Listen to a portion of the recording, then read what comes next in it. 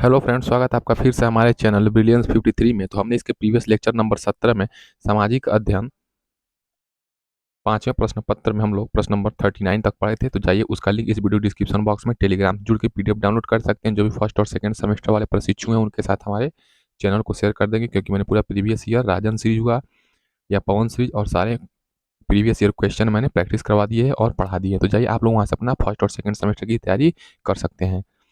प्रश्न नंबर 40, लघु उत्तरीय प्रश्न 2 नंबर का आता है, आपको पता है। तो एक एक प्रश्न 2 2 नंबर का आता है।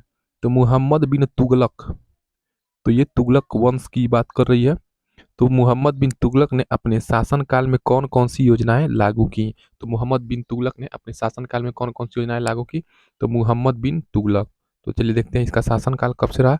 1325 ईस्वी से 1351, यानी कि 25 दूना 50 एक 51, यानी कि लगभग 26 ईयर तक क्या रहा इसका शासनकाल रहा, इसका राजशाही सिस्टम रहा मोहम्मद बिन तुगलक।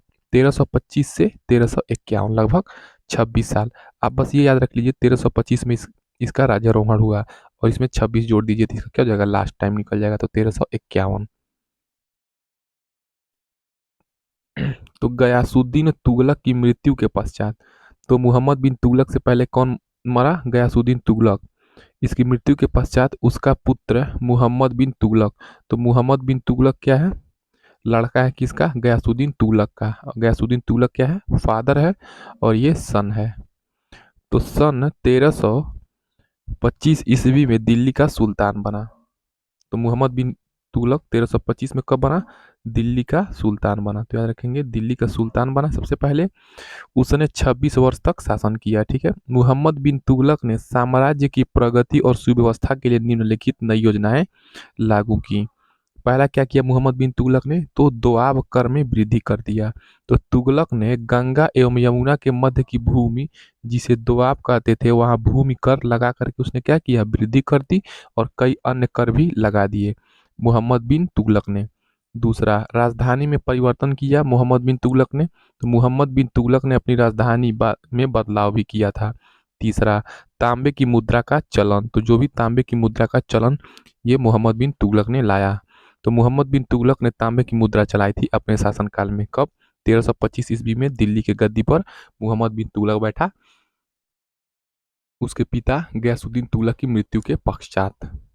तो क्या किया मोहम्मद बिन तुगलक ने, तो दोआब कर में वृद्धि कर दिया, राजधानी में परिवर्तन कर दिया, तांबे की मुद्रा का चलन लगा दिया। तो इस प्रकार आप लोग देखिए, इतना काम किया उसने। प्रश्न नंबर 41, प्रश्न नंबर 41 क्या है, कृषि विकास हेतु। तो कृषि के विकास के लिए सरकार द्वारा अपनाए जाने वाले किन्हीं दो उपायों के बारे में लिखिए। तो कृषि के विकास के लिए सरकार क्या क्या कर रही है, तो भूमि सुधार कर रही है। तो मान लीजिए कुछ लोगों का क्या है, भूमि अलग अलग जगहों पर है, तो इससे सिंचाई और उसके खेती में परिवहन में दिक्कत होता है। तो क्या हो गया, चकबंदी ला के खेतों को पास कर दिया गया, तो ये भूमि सुधार हो गया। हरित क्रांति को सफल बनाने हेतु प्रयास करना, ये क्या हुआ, कृषि विकास के लिए दो काम किया। नेक्स्ट प्रश्न देखिए, प्रश्न नंबर 42। प्रश्न नंबर 42 क्या है आपके स्क्रीन के सामने।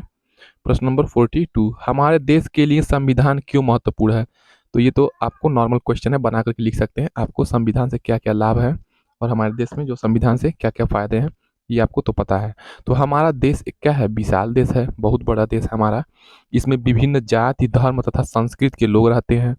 इनके धर्म अलग हैं, भाषाएं अलग हैं, सबका लिटरेचर अलग है, रहन सहन अलग है, वेशभूषा अलग है, खान पान अलग है, आदि में अंतर है। देश को एक तथा अखंड, यानी कि देश टूटे न कई भागों में, संप्रदाय के नाम पे, साहित्य के नाम पे, रहन सहन के नाम पे, खान पान के नाम पे, धर्म के नाम पे। तो इस देश को अखंड रखने के लिए, देश का विकास के रास्ते पर आगे ले जाने के लिए, अधिकारों की रक्षा के लिए, संघीय व्यवस्था को सफल बनाने के लिए तथा लोकतांत्रिक व्यवस्था के सफल संचालन के लिए संविधान की बहुत आवश्यकता है। तो बिना संविधान के सामाजिक, आर्थिक तथा राजनीतिक तथा धार्मिक क्षेत्र में स्थिरता और विकास संभव नहीं हो सकता। संविधान ही पूरे देश को निर्देशित करता है। तो इसीलिए हमारे देश का संविधान हमारे लिए, हर भारतीय के लिए आवश्यक है। प्रश्न नंबर 43, प्रश्न नंबर 43 क्या है, जल के स्रोत कौन कौन से हैं लिखिए। तो झील में जल के स्रोत हैं, तो आप लोग, ये आसान प्रश्न है, आप लोग तो ये छोटे कक्षाओं से पढ़ते आ रहे हैं। तो जल के स्रोत झील है, नदी है, हिम नदियाँ हैं। हिम नदी मतलब जो बर्फ़ होते हैं पिघल करके नीचे आते हैं पानी के रूप में, तो हिम नदियाँ हैं। भूमिगत जल है, ठीक है, ग्राउंड वाटर जो आप मोटर वगैरह नल वगैरह से निकाल करके पीते हैं उसको भूमिगत जल कहते हैं। और वर्षा का जल आपको तो ज्ञात ही है। नेक्स्ट प्रश्न देखिए, प्रश्न नंबर 44। वायु क्या है? वायु के गर्म होने का क्या परिणाम होता है? तो वायु सभी जीवधारियों के लिए जीवनदायिनी है। अगर हवा नहीं रहता तो कोई जीता, कोई नहीं जीता। तो वायु क्या है? सभी जीवधारियों के लिए जीवनदायिनी है, जीवन देने वाली है। बिना ऑक्सीजन के कोई जीवित रहेगा ही नहीं। तो वायु के अभाव में, अगर वायु नहीं रहेगा तो जीवित नहीं रह सकते हम लोग। पृथ्वी के चारों ओर वायु की अदृश्य परत विद्यमान है, जो एक लिफाफे की भांति पृथ्वी को घेरे हुए हो। इसी को हम लोग क्या कहते हैं? वायुमंडल कहते हैं। और वायुमंडल में विभिन्न परत हैं, क्षोभ मंडल है, समताप मंडल है, ओजोन मंडल है, बहिर्मंडल है। तो बहुत सारे मंडल हैं। वायु के गर्म होने पर ओजोन पर प्रतिकूल प्रभाव पड़ता है। जब हमारा वायु क्या होता है? गर्म होता है, हवा गर्म होता है, तो जो ओजोन परत है सूर्य से आने वाले हानिकारक प्रकाश को रोकता है। ओजोन क्या परत है? एक ऐसे लेयर है, इसमें ओजोन गैस है। तो ये क्या बना, इसे जो सूर्य की किरणें आती हैं एच म्यू के रूप में, ये क्या करता है? उसको रोकता है हानिकारक गैसों को।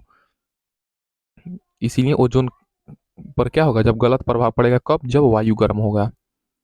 ओजोन परत हमारी गर्म सूरज से आने वाली ऊष्मा को फिल्टर करके हम तक पहुंचाती है। फिल्टर का मतलब क्या है? जो हमारे लिए लाभदायक है वही ऊष्मा हमें पृथ्वी पर मिलती है। किसके कारण से मिलती है? वो ओजोन परत के यानी कारण हमारे वायुमंडल में है ओजोन परत, समताप मंडल के ऊपर है। प्रश्न नंबर 45। प्रश्न नंबर 45 क्या है? मौर्यों की प्रशासनिक व्यवस्था का वर्णन कीजिए। तो मौर्य काल में मौर्य सम्राट निरंकुश थे। तो मौर्य काल में मौर्य सम्राट क्या थे? निरंकुश थे, किंतु वे स्वेच्छाचारी नहीं थे। निरंकुश तो थे लेकिन स्वेच्छाचारी नहीं थे। सम्राट पूजा को अपने पुत्रों की भांति समझता था। वह जनता के प्रति समर्पित होकर कार्य करता था। मौर्य काल में राजा की सहायता हेतु एक मंत्री परिषद होती थी, जो कि हर राजाओं के क्या होती थी? मंत्री परिषद होती थी। जैसे अकबर के शासन में नवरत्न था, इसमें 12 से लेकर 20 तक, तो कितने लोग रहते थे? 12 से 20 मंत्री होते थे। आवश्यकतानुसार इसमें कम या ज्यादा भी हो सकते थे। शासन की सुविधा हेतु चंद्रगुप्त मौर्य ने 18 विभागों की स्थापना की। तो चंद्रगुप्त मौर्य ने क्या किया? 18 विभागों की स्थापना की।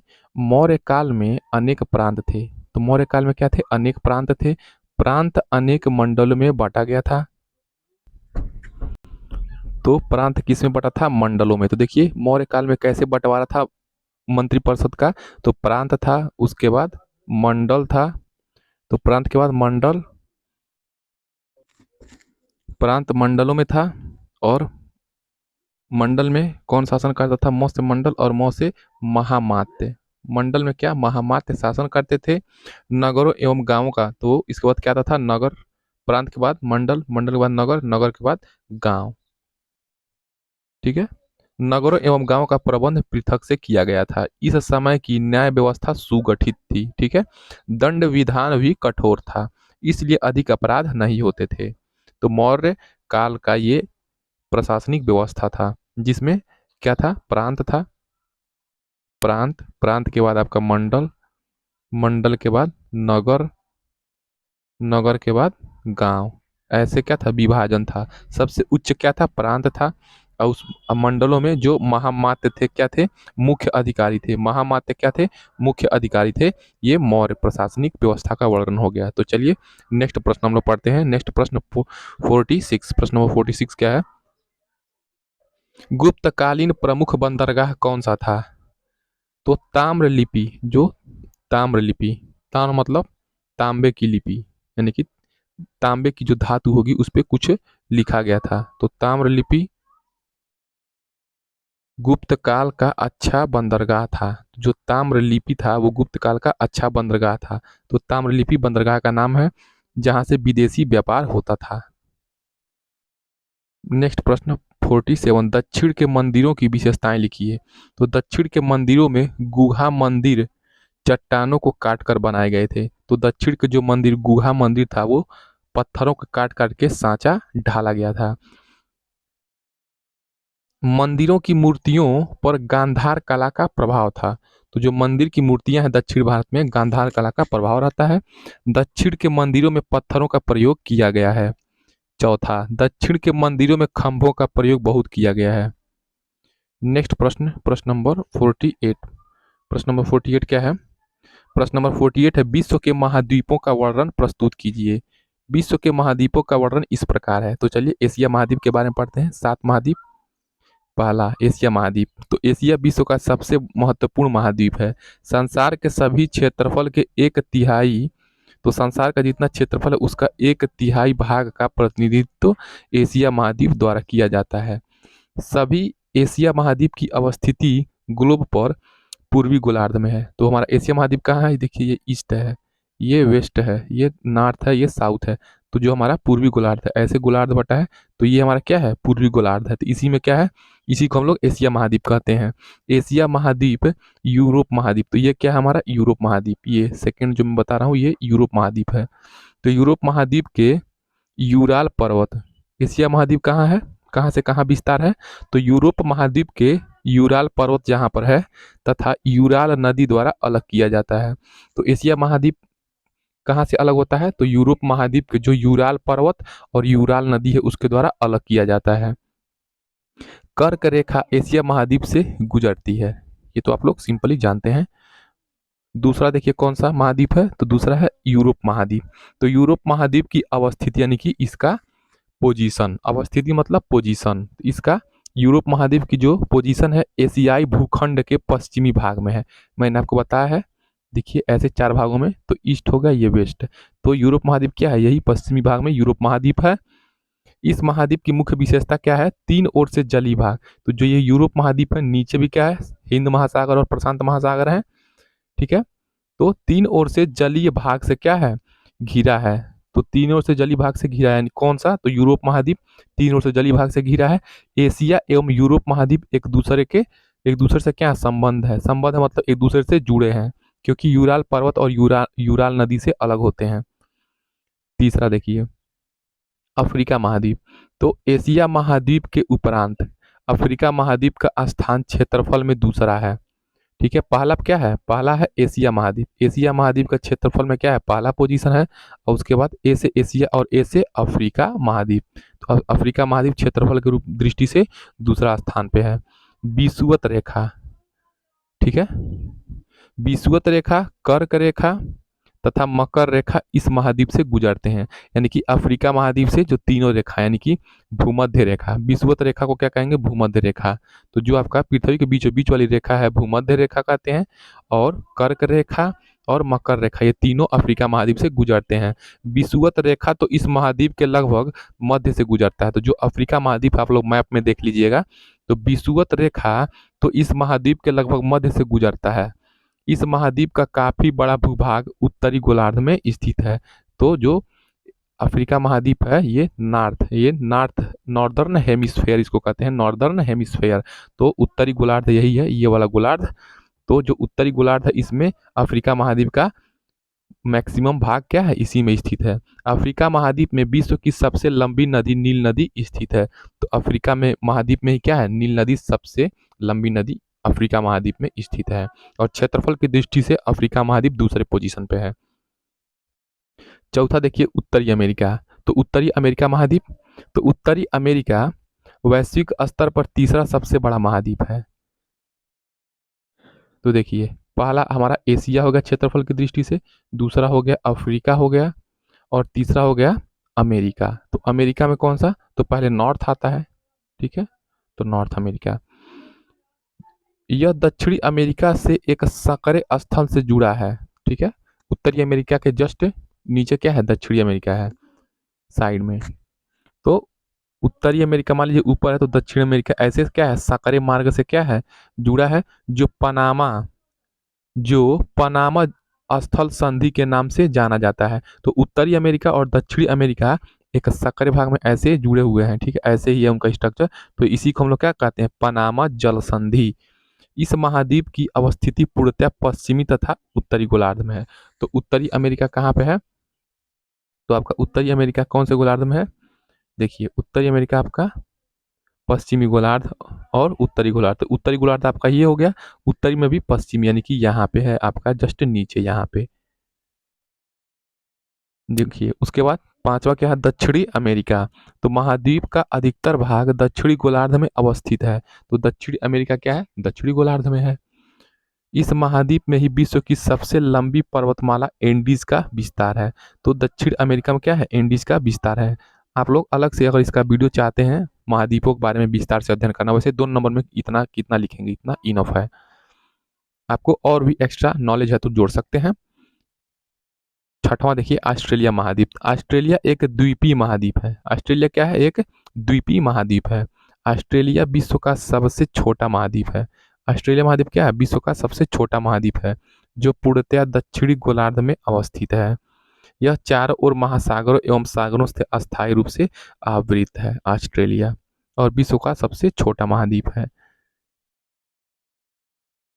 सातवां और सबसे लास्ट महाद्वीप अंटार्कटिका महाद्वीप। तो अंटार्कटिका महाद्वीप विशेष की अवस्थिति दक्षिणी ध्रुवीय क्षेत्र से है। तो हमारा दक्षिणी ध्रुवीय क्षेत्र कहाँ पे है, यही देखिए, यहीं पे है अंटार्कटिका। यहाँ पे क्या है, अंटार्कटिका महाद्वीप। अंटार्कटिका महाद्वीप ये हमारा क्या है, ग्लोब है। तो जो हमारे पृथ्वी का ग्लोब है ये, उसमें हमारा ये पोजीशन है अंटार्कटिका का। यह महाद्वीप वर्ष भर हिम से आच्छादित रहता है। यहाँ पे क्या आता है, पूरे साल क्या रहता है, बर्फ रहता है, बर्फ से ढका रहता है। इसके फलस्वरूप यहाँ किसी प्रकार का अस्थायी मानव निवास नहीं है। तो अंटार्कटिका महाद्वीप में कोई भी क्या है, अस्थायी घर नहीं है। जैसे आपका और हमारा घर है वैसे अस्थायी लोग वहाँ पे नहीं रहते हैं। नेक्स्ट प्रश्न देखिए, प्रश्न नंबर 49। प्रश्न नंबर 49 क्या है, चंद्रगुप्त मौर्य की मृत्यु और बिंदुसार का राज्यारोहण किस सन में हुआ था। तो देखिए प्रश्न का उत्तर, चंद्रगुप्त मौर्य 298 ईसा पूर्व में उन्होंने अपना साम्राज्य बेटे बिंदुसार को देकर कर्नाटक चले गए। तो जो चंद्रगुप्त मौर्य जी थे 298 ईस्वी में अपना साम्राज्य दे दिए किसको, अपने बेटे बिंदुसार को, और कर्नाटक चले गए। उन्होंने 5 हफ्तों तक बिना खाए पिए ध्यान किया, जिसे संकरा कहा जाता है। तो चंद्रगुप्त मौर्य 298 ईसा पूर्व में अपने बेटे को पूरा राजपाट दे दिए बिंदुसार को, और कर्नाटक जा करके उन्होंने 5 दिन तक कुछ भी खाया पिया नहीं। तो इस घटना को हम लोग क्या कहते हैं, संकरा कहते हैं। ये जब तक करते हैं जब तक वर न पाए। यहाँ चंद्रगुप्त मौर्य ने अपने प्राण त्याग दिए। तो चंद्रगुप्त मौर्य ने वहां पे क्या किया, बिना खाए पिए जो घटना है उसको क्या कहे, संकरा। और संकरा वो तब तक किए जब तक वो खुद मृत्यु को न प्राप्त हुए, यानी कि वर न पाए। बिंदुसार का राज्यारोहण 298 ईसा पूर्व में हुआ था। तो चंद्रगुप्त मौर्य अपने स्वेच्छा से 298 ईसा पूर्व में क्या किए, अपना साम्राज्य बेटे को दे करके कर्नाटक चले गए, कुछ खाए पिए नहीं, वहीं पे पुटुक गए। इसको कहते हैं संकरा। तो बिंदुसार का राज्यारोहण कब हुआ, 298 ईसा पूर्व में हुआ था। नेक्स्ट प्रश्न देखिए, प्रश्न नंबर 50। प्रश्न नंबर 50 क्या है, चंद्रगुप्त विक्रमादित्य के 9 रत्नों से किन्हीं 4 का नाम लिखिए। तो चंद्रगुप्त विक्रमादित्य के 4 रत्न ये थे। तो चंद्रगुप्त विक्रमादित्य के 9 रत्नों में से 4 नवरत्न, धनवंतरी, अमर सिंह, शंकुक, बैताल भट्ट, कालिदास।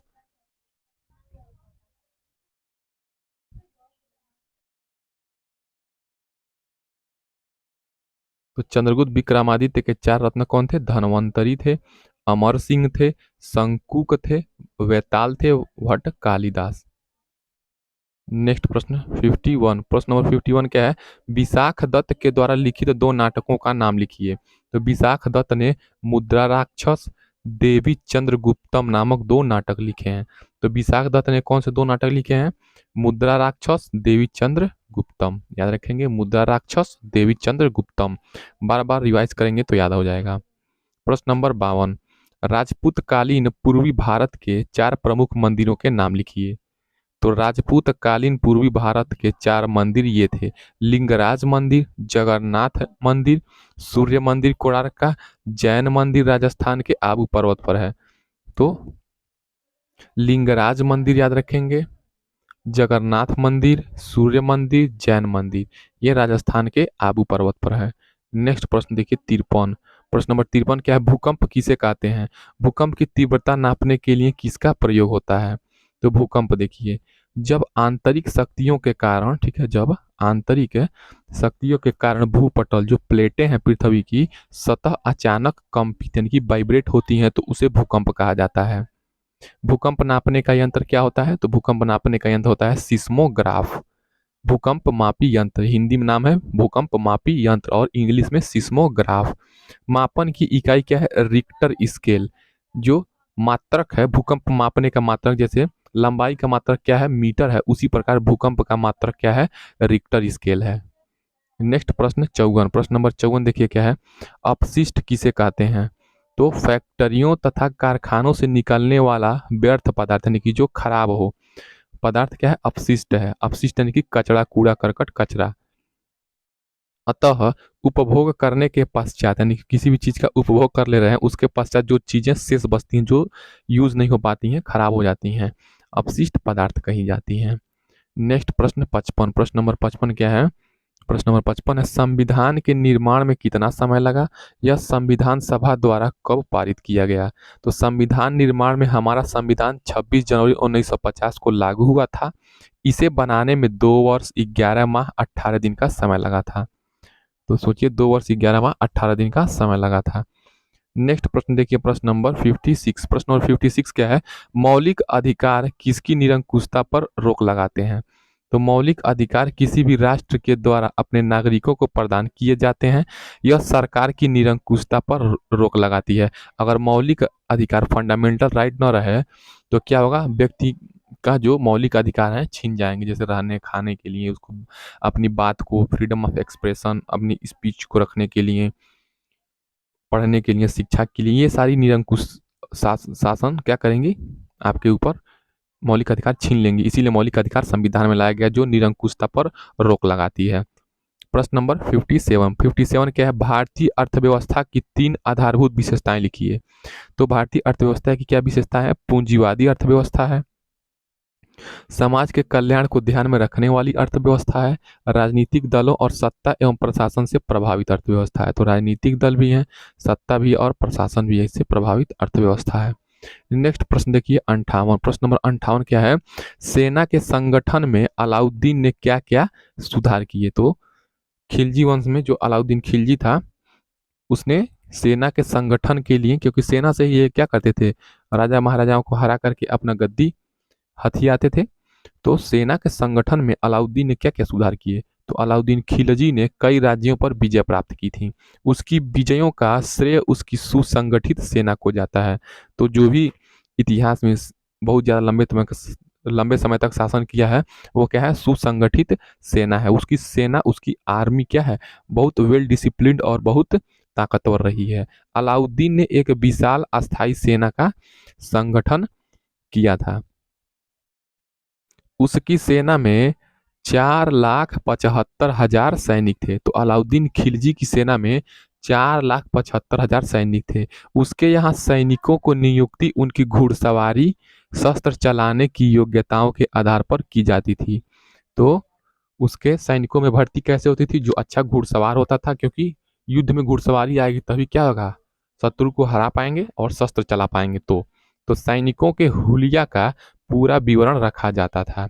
शासन द्वारा सैनिकों को नगद वेतन देने की प्रणाली अपनाई गई। उसने एक विशाल सेना का नेतृत्व किया था। जब विशाल सेना होगा, सैनिकों को पैसा टाइम से देगा, उसका देखभाल करेगा, तो कहीं न कहीं इसकी आर्मी मजबूत होगी और दूसरे राजाओं को जीत लेगा। और घोड़ों को दाग लगाने की व्यवस्था प्रारंभ की थी ताकि पहचान में आ जाए कि कौन सा अलाउद्दीन खिलजी के आर्मी वाला घोड़ा है, ताकि वो अपने ही सेनाओं को न मारे, ठीक है, ताकि अपनी सेना को पहचान जाए। नेक्स्ट प्रश्न 59, 59 क्या है? ह्वेनसांग ने हर्षवर्धन के विषय में क्या क्या लिखा है? तो चीनी यात्री फायान और ह्वेनसांग, जिसमें से ह्वेनसांग ने हर्षवर्धन के बारे में क्या लिखा है? तो ह्वेनसांग एक चीनी यात्री था। चीनी यात्री ह्वेनसांग हर्ष के शासन से बहुत प्रभावित हुआ था। उसके अनुसार हर्ष का शासन उदार सिद्धांतों पर आधारित था। तो हर्षवर्धन का शासन क्या था? उदार सिद्धांत था, थोड़ा सा लचीला था, तथा शासन जनतंत्र जनहित की कामना से संचालित होता था। राजा हर्ष के परिश्रम एवं दानशीलता की भी ह्वेनसांग ने बहुत प्रशंसा की थी। तो राजा हर्ष इतने बड़े दयावान थे, इतने अच्छे थे कि वो अपने प्रजा का दान देते थे, प्रजा में लोगों को दान देते थे और उनका जनता खुश रहती थी। वे ह्वेनसांग जी ने लिखा है। उस समय राजा के समय का विभाजन अत्यंत सतर्कता के साथ किया गया था। उसका संपूर्ण समय धार्मिक कार्यों तथा शासन संबंधी मामलों में विभक्त हुआ था। ह्वेनसांग के अनुसार राजा का दिन 3 भागों में विभक्त था। तो राजा हर्ष का पूरा दिनचर्या क्या था? तो 3 भागों में विभक्त था। राजा के दिन का एक भाग तो शासन के मामलों में व्यतीत होता था। वो क्या करते थे? शासन में कौन कहाँ पे किस क्षेत्र में कर लगाना है, कहाँ पे घुड़सवारी सैनिकों की भर्ती करना है, खान पान रहन सहन सारी चीजें ये शासन के मामलों में व्यतीत होता था एक भाग, और शेष 2 भाग धार्मिक कृत्यों में व्यतीत होते थे। यानी कि ये बहुत धार्मिक प्रवृत्ति के थे हर्षवर्धन जी। वे काम से कभी थकने वाले न थे। तो हर्षवर्धन काम से कभी थकने वाले न थे। उनके लिए दिन का समय बहुत कम था। अच्छे कार्यों में वे इतने संलग्न रहते थे कि वे सोना और खाना भी भूल जाते थे। ये हर्षवर्धन के बारे में वर्णन किया था चीनी यात्री ह्वेनसांग ने। तो चीनी यात्री ह्वेनसांग के अनुसार हर्ष के काल में प्रजा बहुत सुखी एवं संपन्न थी तथा प्रजा से बेगार नहीं ली जाती थी। प्रजा से क्या? बेगारी का पैसा नहीं लिया जाता था। कर भी जनता पर अधिक नहीं थे। भू कर भी उपज का 1/6 भाग होता था। तो जमीन का कर कितना लेता था हर्षवर्धन? 1/6। पूरे खेत का 1/6 भाग ही क्या लेता था? पैसा लेता था। यानी कि अगर आपके पास 100 रुपया हुआ है तो 100 रुपये का 1/6 रुपया लेता था। ठीक है, जितना भैया आ जाए। तो हर्ष ने राजकीय आय का सदुपयोग करने के उद्देश्य से राजकीय आय को 4 भागों में बांटा था। पहला भाग किसमें बांटा था? पहला भाग राजकीय कार्यों के उपयोग के लिए, ठीक है, वो पर्सनल उपयोग के लिए नहीं, बल्कि पहला क्या था? जो पैसा आता था राजकीय में, यानी कि जो हर्ष के रजवाड़े में, जो रजवाड़े वाले खाते में पैसा आता था, राजकीय कार्यों में लगाता था। दूसरा क्या लगाता था? सरकारी कर्मचारियों को देता था। सैनिक हो गया, उसके मंत्री हो गए, मंत्रिपरिषद में बांटता था। तो पहला तो राजकीय कार्य में पैसा लगाया। दूसरा उसने सरकारी कर्मचारियों के लिए बांटा। तीसरा विद्वानों की सहायता, तो जो भी विद्वान थे उनकी सहायता करता था। वह चौथा दान देने के लिए रहता था, यानी कि बहुत दानी था ये। नेक्स्ट प्रश्न देखिए, प्रश्न नंबर 60। प्रश्न नंबर 60 क्या है? अशोक के धम्म के विषय में अपनी टिप्पणी लिखिए। तो अशोक के धम्म का स्वरूप, तो चलिए अशोक के धम्म का स्वरूप पढ़ते हैं। तो अशोक को महान सम्राट कहा गया है। अपने शिलालेख में अशोक कुछ प्रश्न इस तरह करता है: किय चू धम्मे, किय चू धम्मे। और अपने दूसरे तथा सातवें अभिलेखों में, तो दूसरा और सातवां अभिलेखों में उसने धम्म के तत्वों का उल्लेख किया है। तो धम्म के तत्वों का क्या उल्लेख किया है? तो अपने अशोक के शिलालेख में उसने क्या कहा है? किय चू धम्मे। और धम्म के तत्वों को क्या उल्लेख किया? अपसीनवे बहुक याने दया दाने सचे साचवे माधवे साधवे चौ। तो देखिए इसका मतलब क्या हो गया? अपासीनवे, अपासीनवे मतलब अल्प पाप। अ- अपासीनवे मतलब क्या जाएगा? अल्प पाप। बहुकयाने, बहुकयाने मतलब क्या जाएगा? अत्यधिक कल्याण। तो अपासीनवे मतलब बहुत कम पाप, और बहुकयाने मतलब अत्यधिक कल्याण। दया दाने, दया हो गया और दान, दया दाने साचवे, सचे साचवे। तो सचे मतलब क्या जाएगा? सत्यवादिता। और साचवे मतलब पवित्रता। तो सचे मतलब क्या जाएगा? सत्यवादिता। और साचवे मतलब पवित्रता। माधवे साधवे, तो माधवे मतलब क्या जाएगा? मृदुता। एवं साधवे मतलब साधुता। तो क्या उसने धम्म के स्वरूप में यही लिखा था? अगर आप ये लिख देंगे तो पूरा फुल में फुल नंबर मिल जाएगा। ठीक है, तो जो ये इसने किस में लिखा है? ये जो अपासीन में बहुकयाने दया दाने सचे साचवे माधवे साधवे चौ, ये किस में लिखा है? तो दूसरे और सातवें अभिलेख में अशोक जी ने अपना वर्णन किया है, जिसमें उन्होंने कहा है कि अशोक प्रश्न पूछे थे कियम चुम धम्मे। चलिए हम लोग नेक्स्ट प्रश्न नेक्स्ट वीडियो से पढ़ेंगे। तब तक चैनल को सब्सक्राइब कर लीजिए। सेकंड सेमेस्टर वाले के साथ प्रशिक्षु व्हाट्सएप पे शेयर कर देंगे, टेलीग्राम पे आपको सारे पीडीएफ टेलीग्राम पे मिल जाएंगे। जय हिंद।